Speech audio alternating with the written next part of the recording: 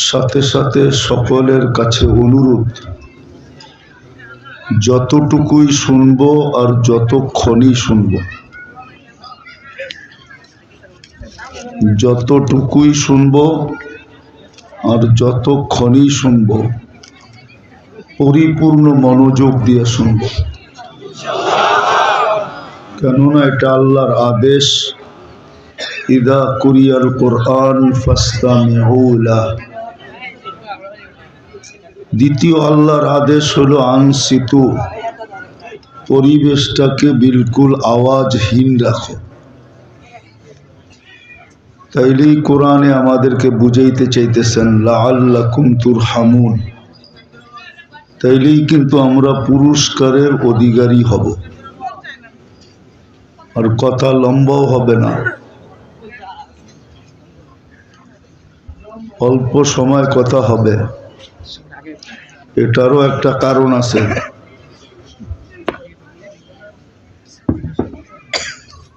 সেটা হলো সকালে আমার নামার কথা ছিল ঢাকাতে, কিন্তু কুয়াশার কারণে এতটুকুই বিপর্যয়ের শিকার হয়েছি। আজকের কুয়াশার কারণে ঢাকা এয়ারপোর্ট সকাল থেকে পড়ায় দুপুর পর্যন্ত বিপর্যয়ের শিকার ছিল। সিলেট থেকে পরে আসতে আসতে ফ্লাইট সিলেটে চলে গেছে, সিলেট থেকে আসতে আসতে সারা রাত্র না ঘুমানোর কারণে ক্লান্ত হয়ে গেছি। চাইছিলাম আসবো না, কিন্তু মাদ্রাসার দিকে দেখা কমসে কম উপস্থিতি হলেও আপনারা বুঝবেন যে এরা আসলেই আমাদেরকে দাওয়াত দিছিল। কিন্তু প্রাকৃতিক দুর্যোগ যেটা মানুষ বলে, ওটা মানুষের হাতে না, ওটা আল্লাহর হাতে। ওটা বলার কারো সুযোগ নাই কখন কি রূপে আসে। এই জন্য কথা লম্বা হবে না, খুব অল্প হবে। কিন্তু আশা করি যদি আল্লাহর হুকুম পুরা করে শুনি তাহলে অল্প কথাই যথেষ্ট হবে। প্রশ্নও বলতে পারেন, কথা বলার ভঙ্গিও বলতে পারেন। সৃষ্টির সেরা হিসাবে, সৃষ্টির ভিতরে সবচেয়ে দামি, সবচেয়ে বেশি বিবেক বুদ্ধি হিসাবে মানুষ সৃষ্টির ভিতরে সেরা। সত্য তো?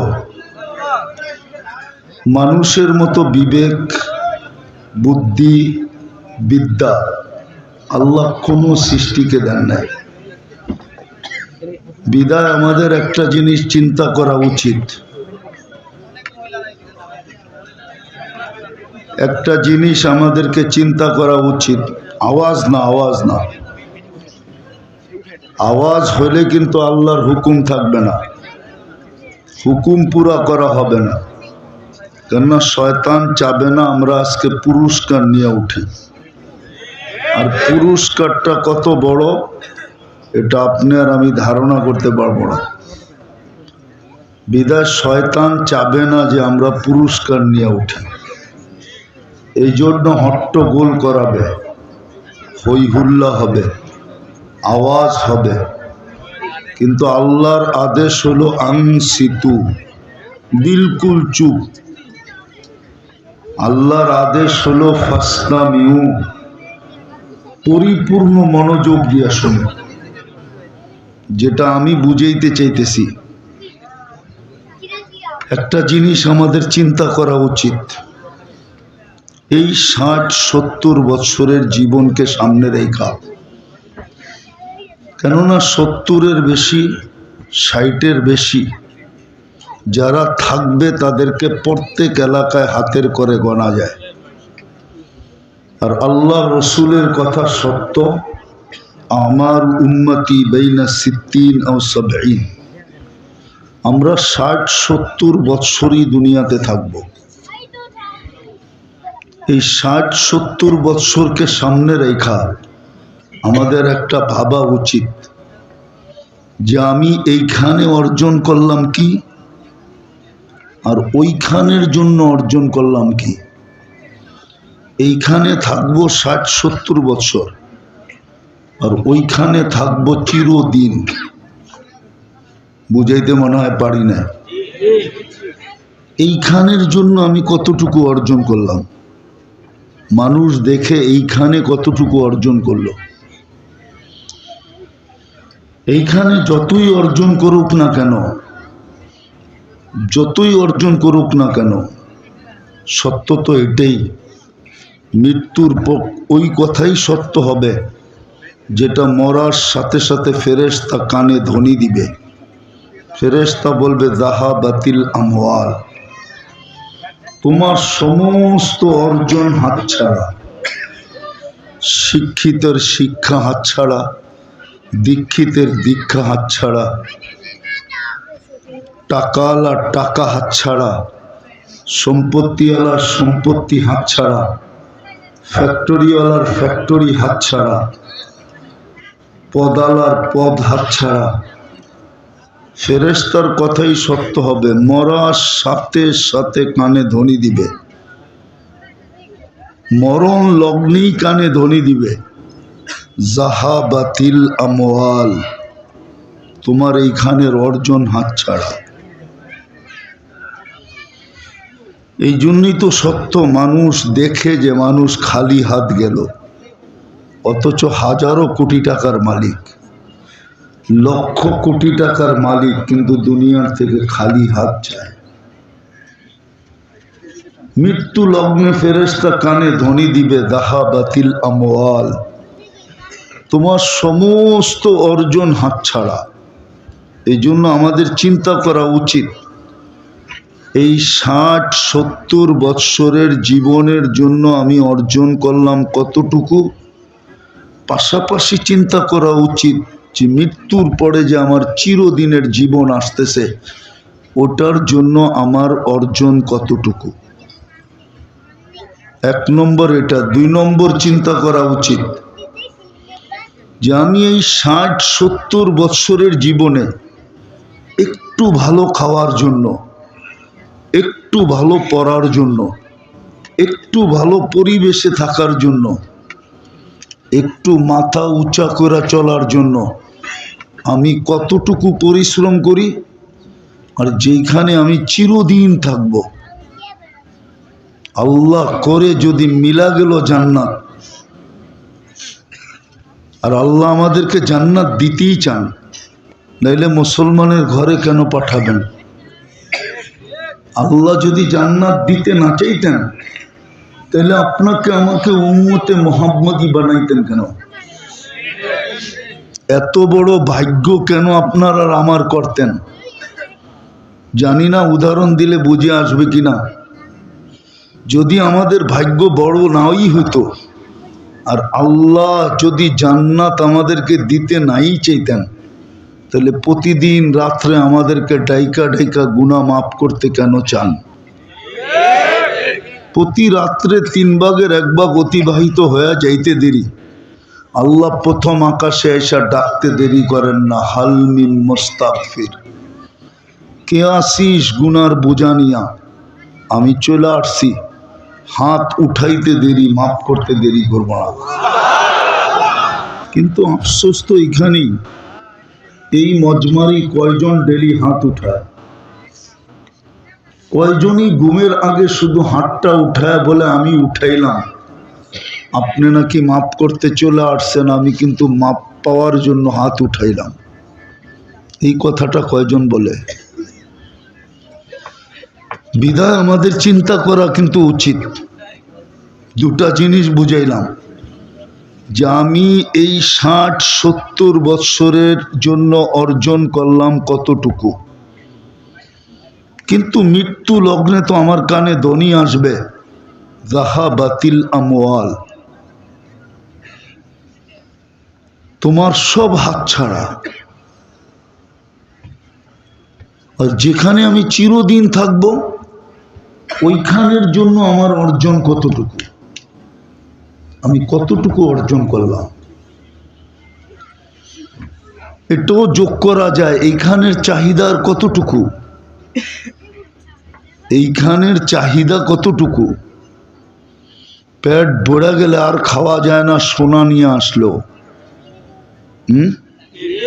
কি পান্থা ভাত আর মরিচ পোড়া দিয়া যদি পেট ভরা যায়, তারপরে যদি চাইনিজও আনে, ওটো পেটের ভিতরে ঢুকানো যাবে না।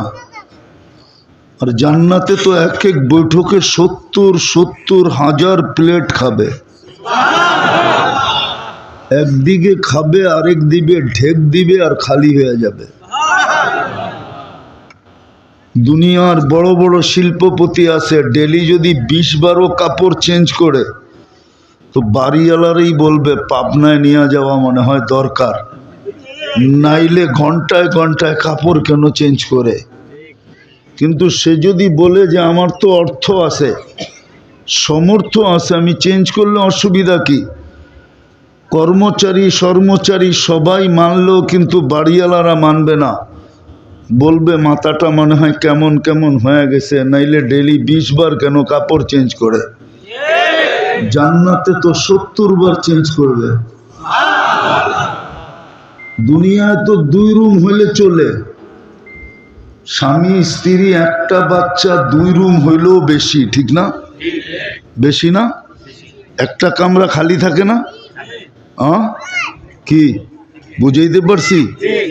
জান্নাতে তো এই দুনিয়ার 10 গুণ সবচেয়ে ছোট বাড়ি দিবে,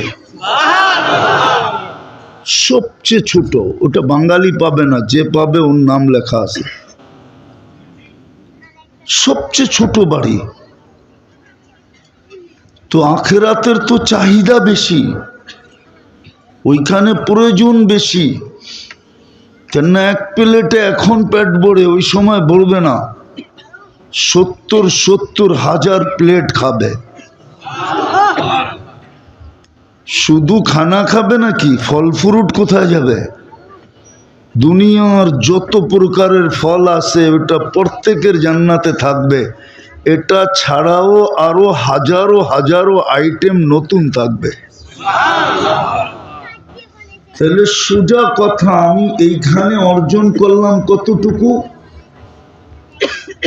এইখানের এই ছোট জীবনটা আমি কতটুকু অর্জন করলাম, চিন্তা করা উচিত।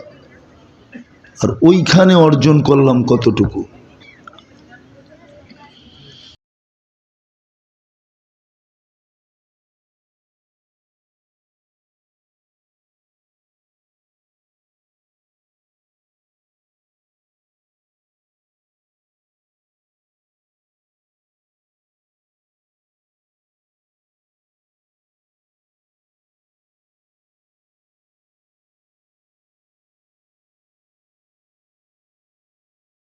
বিদায় চিন্তা করা উচিত, আমি এইখানে অর্জন করলাম কতটুকু, ওইখানে অর্জন করলাম কতটুকু। এইখানে অর্জন করার জন্য মাথার গাম পায়ে ফেললাম কতটুকু, আর ওইখানে অর্জন করার জন্য মাথার গাম পায়ে ফেললাম কতটুকু। এইখানের প্রয়োজন তো অল্প, অল্পতে মিটা যায়। ওইখানের প্রয়োজন তো অল্পতে মিটবে না, অসীম প্রয়োজন, সীমাহীন প্রয়োজন হবে। বললাম না, আজকে 2 রুমে চলে, জান্নাতে 2 রুমে চলবে না, 2 রুমে চলবে না। এই জন্য সুযোগ আমাদের হাতে এখনো আছে। সূর্য ডুবতে দেখাও সুযোগ, সূর্য উঠতে দেখাও সুযোগ। বিশ্বাস করেন কি করেন না? সূর্য যখন উঠতে দেখে, তো সূর্য বলতে বলতেই ওঠে, ফাক্তানিম, সুবর্ণ সুযোগ মনে কর, আনা ইয়াউমুন জাদীদ, আমি নতুন দিন। তুমি দেখতে পারছো, বিদায় তুমি বিশ্বাস করতে পারো, ইয়াকিন করতে পারো, ইন্নাল্লাহা ইয়াবসুতু ইয়াদাহু নাহারান, আল্লাহ যেন তোমাকে হাত প্রসারিত করার সুযোগ দিছে।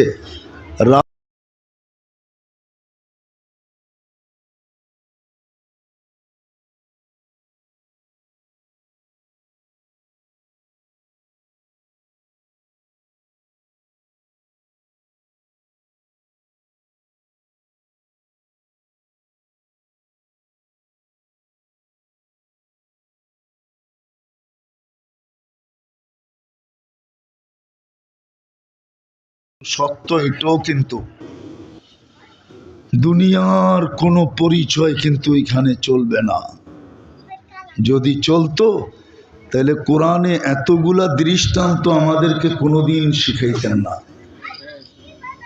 কোরআনে এক একটার মেসাল দিয়া দৃষ্টান্ত দিয়ে আল্লাহ বুঝাইছেন যে রাজত্বের মালিক হলেই যদি চলতো তাইলে নমরুদ বড় মর্যাদাশালী হইতো, ফেরাউন তো আরো বড় মর্যাদাশালী হইতো। বিদায় রাজত্বের পরিচয় আমাদের কাছে চলবে না। মন্ত্রিত্বের পরিচয় যদি চলতো তাহলে হামান সবচেয়ে বড় মর্যাদাশালী হইতো। সম্পদের পরিচয় যদি চলতো তাহলে কারুন সবচেয়ে বড় মর্যাদাশালী হইতো। বাপ বেটার সম্পর্ক যদি চলতো তাহলে নূহ আলাইহিস ইসলামের ছেলেরও বিরাট বড় মর্যাদা হইতো। স্বামী স্ত্রীর সম্পর্ক যদি চলতো তাহলে লূত আলাইহিস ইসলাম আর নূহ আলাইহিস ইসলামের স্ত্রী দ্বয়েরও বিশাল মর্যাদা হইতো। আরো সম্পর্ক চাচা ভাতিজার সম্পর্ক যদি হইতো, হ্যাঁ, বাপ ছেলের সম্পর্ক যদি চলতো তাহলে ইব্রাহিম আলাইহিস ইসলামের আব্বার বিশাল বড় মর্যাদা হইতো। চাচা ভাতিজার সম্পর্ক যদি চলতো তাহলে আবু তালেবের কবর আজকে কাউকে কাঁদাইতো না। যেই আবু তালেবের কবর দেখে তার চোখ দিয়া পানি চলে আসে যে দুজাহানের বাদশার চাচা তো হইল বটে, সৃষ্টির সর্দারের চাচা তো হইল বটে, সমস্ত নবীদেরও নবী, রসুলদেরও রসুল, বরং সমস্ত রসুল নবীদের ইমাম সর্দার, ওনার চাচা তো জাহান্নামে যেত না। যদি সোসাইটি চলতো তাহলে মক্কার কারো জাহান্নামে যাওয়ার সুযোগ ছিল না। মক্কার চেয়ে উত্তম জমিন আর সোসাইটি আল্লাহ তৈরি করেন না আর করবেন না। যদি বংশ পরিচয় চলতো তাহলে কোরাইশি কোনো দিন জাহান্নামে যেত না। বোঝা গেল দুনিয়ার কোনো পরিচয় চলবে না। এই জন্য আসেন ভাবি, আর লম্বা করতে চাইতেছি না, শরীর অনুমতি দিতেছে না, ভাবি যে আমি এইখানে কতটুকু অর্জন করলাম, ওইখানে কতটুকু অর্জন করলাম। বলে চিন্তা করলে কোনো কাজে দিবে? হতে পারে চিন্তা আপনার ভিতরে ঢেউ তৈরি করবে, ঢেউ। চিন্তা আপনার ভিতরে অনুসূচনা তৈরি করবে, ঢেউ তৈরি করবে, ঢেউ। আমি হাদিস দিতেছি, হাদিসে কুদসি, আল্লাহর বাণী। যদি যুবকের ভিতরে ঢেউ তৈরি হলো যে হায় কিছুই তো করতে পারলাম না, শুধু মোবাইল আর নেটের পিছনে এদিক ওদিক করে সব কিছু বিনাশ করে দিলাম, হায় যদি বাহির হলো হায়, তাহলে আমি হাদিস দিতেছি, ফালাম্মা তায়াক্কানতা বিল বাওয়ার ওয়া দানানতা আন্নাকা মিন আহলিন নার মানাহতু ইলাইকা রিদওয়ানি ওয়াল্লাইতু ইলাইকা গুফরানি কুলতু লাকা লা তাহজান গফারতু লাকা যুনুবা ওয়াল আওসার ওয়ালি আজলিকা সাম্মাইতু নফসি আল আজিজুল গফফার। আফসোস যদি আরবি জানতাম। আল্লাহর সাথে সাথে বলে তোর হায় বলা বা তোর আহ বা তোর ঢেউ তোর পর্যন্ত সীমিত রয় নাই, আমার আরো সে আইসা ধাক্কা দিয়া দিছে, আমার আরো সে হিট করছে। আমি রেজার চাদর দিয়ে তোকে ডাইকা দিলাম, মাগফিরাতে ডুবায়া দিলাম। ছুটা আইসা পিঠে হাত বুলান আর বলেন চিন্তার কোনো কারণ নাই, তোর আফসোস তোর গুনাহকে মিটায়া দিছে। এই জন্যই আমি আজিজুল গফফার। এই জন্যই তো আদম আলাইহিস ইসলাম বলেন আমার থেকে উম্মতে মুহাম্মাদির সাথে আল্লাহর 100 গুণ না, 1000 গুণ না, লক্ষ গুণ না, কোটি গুণ বেশি ভালোবাসা। আমি একটা ভুল করছি, কতদিন পর্যন্ত আমাকে কাঁদাইছেন, আর কত দিন পরে যে আমার গুনাহ মাফ হয়েছে। কোনো রেওয়ায়তে আছে 250 বৎসর, কোনোটা আছে 200 বৎসর। আর কমসে কম 150 বৎসর কাদার পরে 150 বৎসর কাদার পরে মাফ হয়েছে। কিন্তু আমরা সারা দিন গুনাহ করি, সারা রাত্র ডাইকা ডাইকা মাফ করে, শুধু হাত উঠাইলেই চলে। তাইলে এটা ভালোবাসা না তো কি?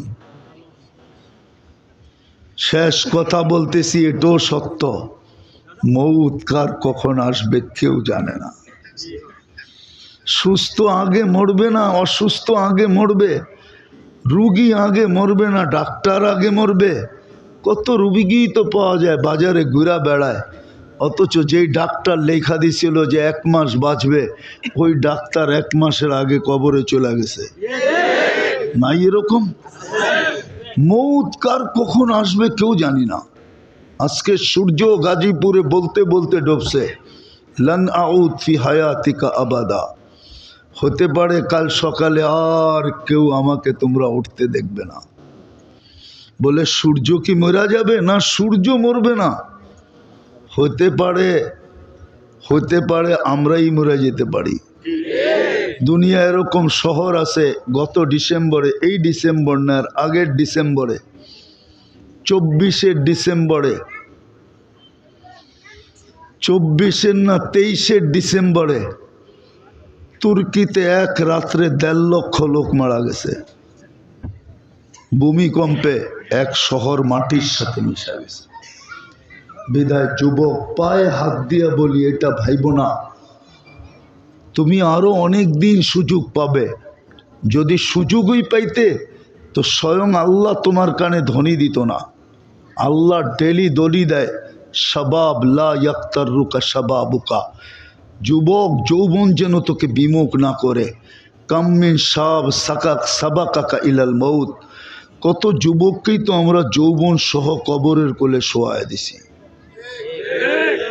5 তারিখের আন্দোলনের আগে যতজন মারা গেছে বেশিরভাগই তো যুবক না? যুবক না? কয়জন বৃদ্ধ মারা গেছে?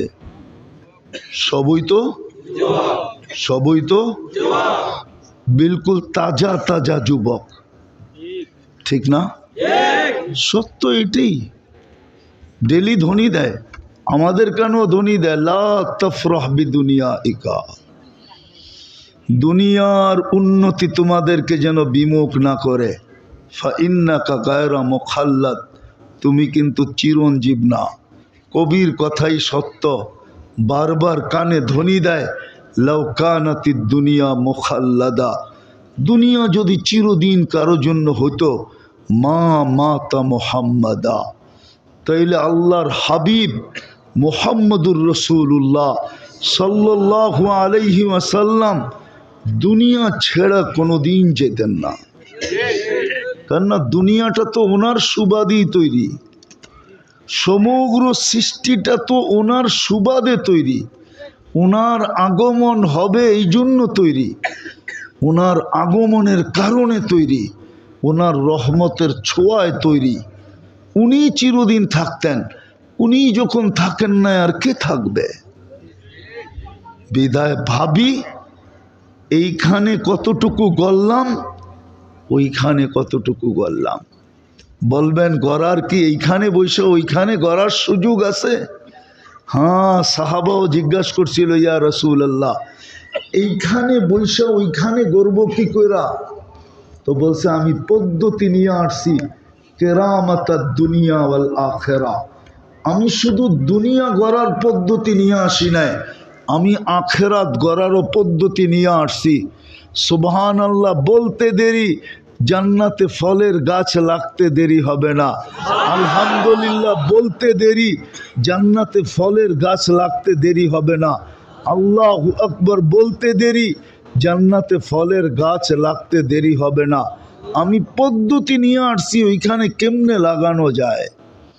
বলবে কঠিন, বলে কঠিনও না, সহজ।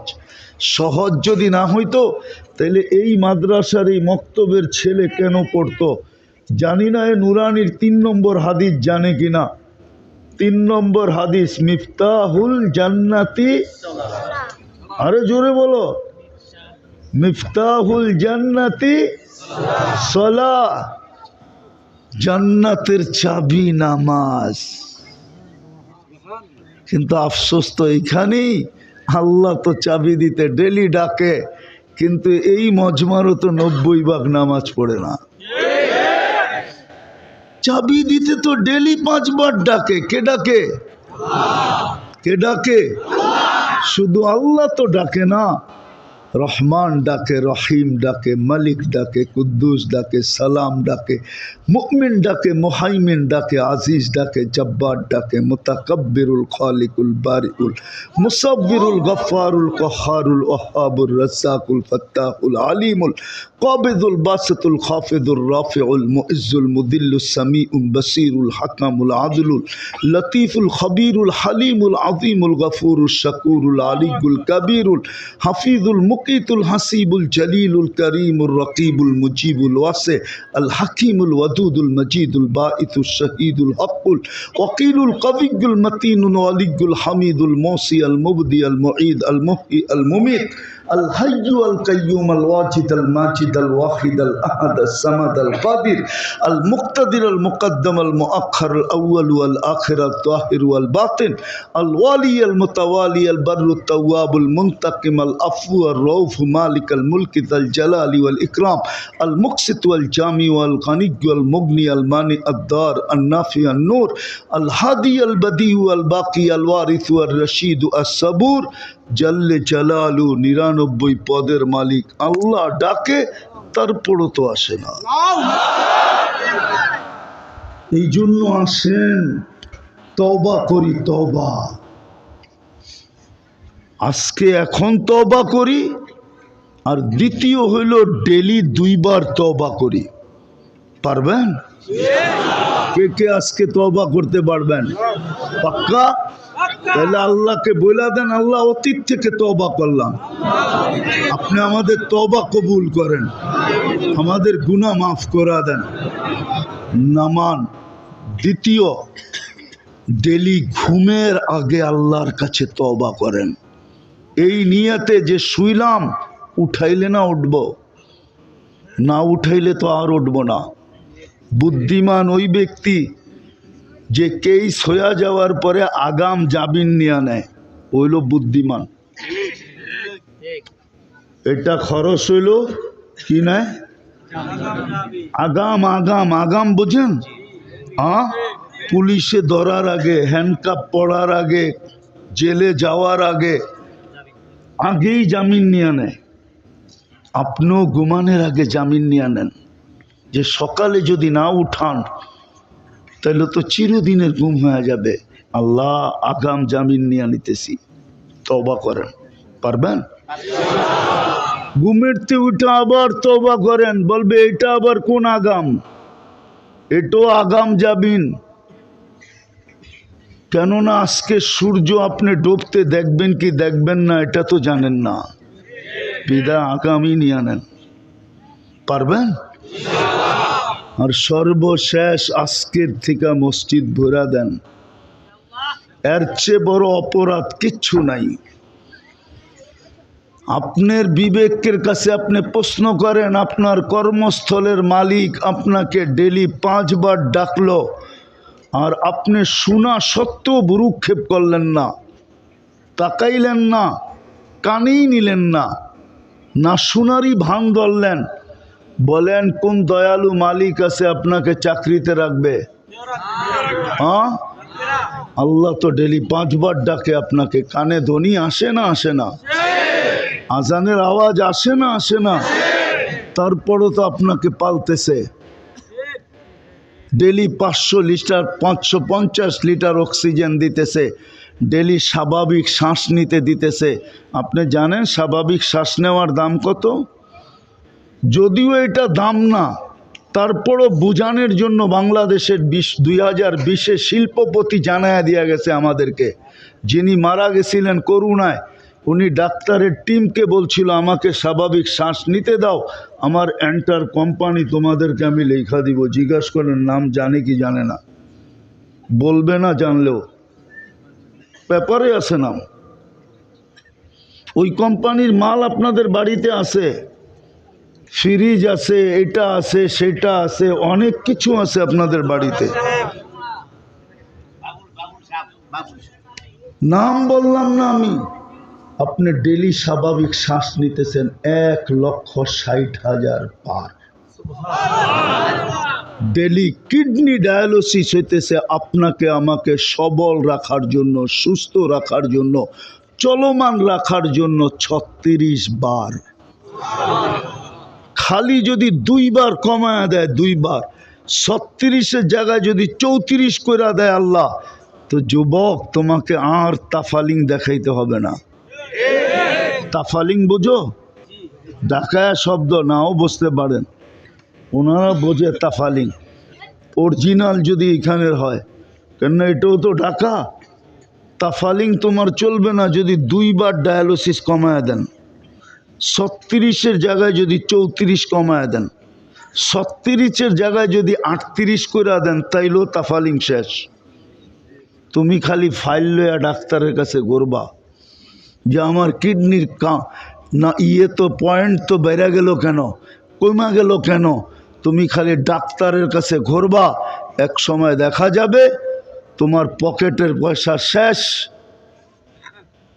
হায় হায়, আগে আর বললাম না, এই জন্য পায়ে হাত দিয়া বলি তওবা করলাম, ডেলি 2 বার তওবা করব, আজকের থেকে নামাজ ছাড়বো না। আল্লাহ কবুল করেন। সর্বশেষ একটা কথা, সর্বশেষ, এই মাদ্রাসাগুলার সাথে আর হক্কানি আলেম ওলামা আল্লাহওয়ালাদের সাথে সম্পর্ক রাখবো। কি রাখবো? সম্পর্ক বুঝানোর জন্য বলতেছি, আসলে উদাহরণটা ঠিক হবে না, তারপরও বলি, আমার সমাজ তো নিজেদেরকে সিংহ ভাবে, আর আলেম ওলামা মাদ্রাসাগুলার ইঁদুর ভাবে। কিন্তু ইঁদুরও মাঝে মাঝে সিংহের কাজে আসে। আজকে হয়তো কাজে আসবে না, কিন্তু কিয়ামতের মাঠে এই সম্পর্ক কাজে আসবে। আল্লাহ আমাদেরকে আমল করার তৌফিক দান করেন। ওমা আলাইনা ইল্লাল বালাগ। কেউ উঠাউঠি না।